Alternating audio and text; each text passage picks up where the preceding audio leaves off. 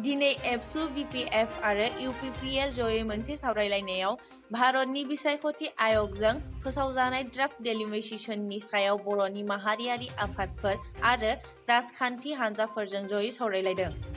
दुलाराय बर' फरायसा आफादनि बानजायनायाव बाक्सानि बरमा जौमा फरायसालिनि न'ब्लाङाव भारतनि बिसायख'थि आय'गजों फोसावजानाय ड्राफ्ट डेलिमिटेशननि सायाव बर'नि माहारियारि आफादफोर आरो राजखान्थि हानजाफोरजों खौसेयै सावरायलायनाय जायो। बे हाबाफारियाव बर'नि गोख्रों माहारियारि आफाद जेरै बर' थुनलाइ आफाद,